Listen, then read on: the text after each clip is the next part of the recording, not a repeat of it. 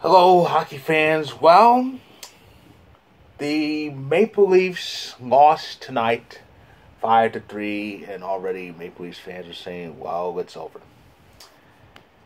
It's heartbreaking, really. Maple Leafs. One thing I've learned, especially being on social media this long, is Maple Leafs have the most negative fan base I've ever seen. Though 55 years without a cup and all the other things that have happened, that'll do that. That'll jade you.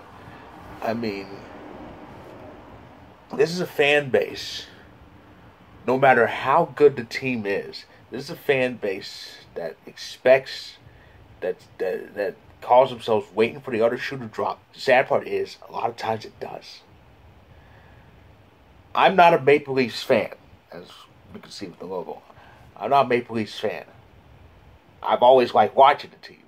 There are a lot of the players I like the obvious one being Austin Matthews, Mitch Marner, Jack Campbell because I love goalies, Jake Muzzin because I watched his run with the Kings. That was a good run. William Nylander, who I had on a bunch of fantasy leagues this season, and I won with him. They that's a good team. That is. But no matter how good the Leafs are, again, the fans always kind of ask themselves, when's the other shoe going to drop? And there's always an answer. And but it's only game 2 is the thing. Tampa took it. They were kind of hungry and peeved over being blasted and shut out in game 1, so they took care of business. Well, especially Victor Hedman. A power play goal, and 3 helpers tonight. And of course, Kucherov did his Kucherov thing. So yeah, and elsewhere, the Hurricanes blasted Boston. I think that series is over. I really do. That series is just over. Pastrnak even tried to take out Ronta. That didn't work. I still don't know how that was a 2-minute penalty, not 5. But yeah, this series is over, and this is what happens when you're a one-line team. Boston, the Bruins are a one-line team, and I don't know why people are lying, saying, "Well, they got this great scoring depth." Where is it? I haven't seen it. There's a reason why I was in 5 fantasy leagues this regular season. There's a reason why I never took any Bruins after I failed to get any member of the perfection line. I think I picked up Taylor Hall on fantasy free agency, but that's it.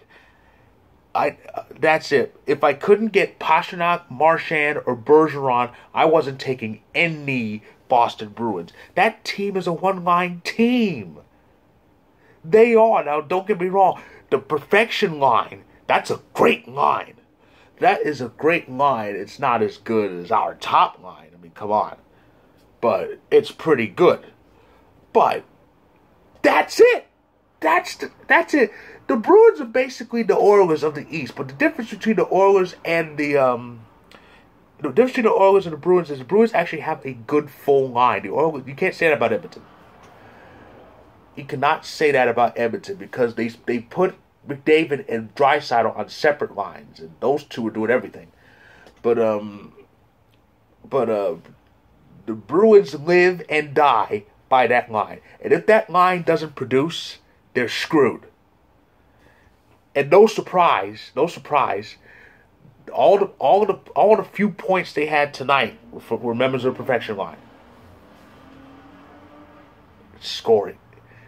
Look at the scoring depth they have. Yeah, sure. You believe that? I got a bridge and Fullerton I can sell you cheap. That team has no depth. That team, the Boston, is screwed. I actually said Carolina would win this in 6. I don't even know if Boston's going to win one game in this series. I really don't. But yeah. So of course in the West, the Oilers and especially the Wild woke up. Kirill the Thrill, got his first career playoff hat trick. he's already outdoing himself as far as playoff performances. Last year he had 3 points total, 2 goals and an assist. He had 3 goals tonight alone. So he's activated, and that's a frightening thing. They just blasted the Blues, and of course Edmonton did the same to the Kings, 6-0. Ooh, they wanted that game. They needed it because they need to try to keep Connor and Leon, and the only way to keep the dynamic duo is you gotta advance and go far. If you don't, those two are gonna want out of there. But yeah, so Edmonton took care of business with Evander Kane actually leading the way, 2 goals and assists. So to recap everything, Kings Oilers is 1-1. Blues Wild is 1-1. Leafs Lightning is 1-1. The only series at the moment that's 2-0 is Carolina. Carolina has a 2-0 lead heading to Beantown on Friday. So their home ice advantage is intact, even if they somehow lose games 3 and 4. I kind of don't see that happen. They might lose one or the other, but I don't think they'll lose both. Like I said, I said Carolina in 6. I don't know now. So that's tonight's action. And in store tomorrow is the same action. Are the same teams that played on Tuesday. Same teams. Rangers and Penguins game 2. Of course, that first game went to triple overtime, the only overtime game of the playoffs so far, and it was 45 minutes and 58 seconds of overtime play before getting Malkin's deflection got in past Shesterkin, who remember had 79 saves in game 1. Great effort, but Pittsburgh took it. So Pittsburgh's looking to steal another one in MSG. Capitals and Panthers game 2. Caps took game 1 on the road over the reigning President's Trophy winners.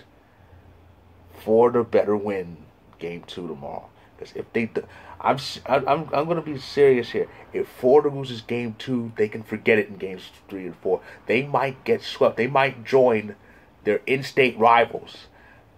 I might not. I'm saying this definitely, but they might join their in-state rivals as the only President's Trophy winners to ever get swept.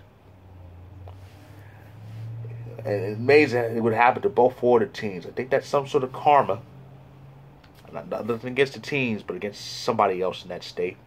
I won't say who. But anyway, it's game 2 of the Avs Predators series, and we started off very well in game 1. 5 goals to first, a 7-2 win, but I'm expecting something different in game 2. I think Nashville's going to really try to go for the throat here, because remember, Roman Josi, Philip Forsberg, 2 of the main go-to guys, didn't have a single point in game 1. That's going to set them off. So, Duchesne got his pound of flesh. He scored twice in that game, but Josi and Forsberg are going to be looking for their own stats here. So we need to keep them at bay as much as possible and continue putting our foot on the gas like we did in game 1. So that's tomorrow. And of course, game 2 between the Stars and Flames. That was the quiet game from last night. 1-0. Elias Lindholm got the power play goal late in the first period. That held up. It helps when Dallas doesn't even bother to shoot the puck. But who knows what to expect from Dallas? I wouldn't be surprised if game 2 in Calgary goes overtime. I just have that feeling. But so that's the schedule. And of course, Friday, these same games that played tonight will take place Friday, but it will be the scene-shifting games. We're going to see the first bit of travel. Game 3's in Boston, Tampa, St. Louis, and L.A. So that's what's in store for us the next 2 days. So so that's my recap of today's action. If you like this video, click the like button. Click subscribe if you want more. I will be back tomorrow to recap all the remaining game 2s and get you ready for the game 3s that are coming up. So stay tuned.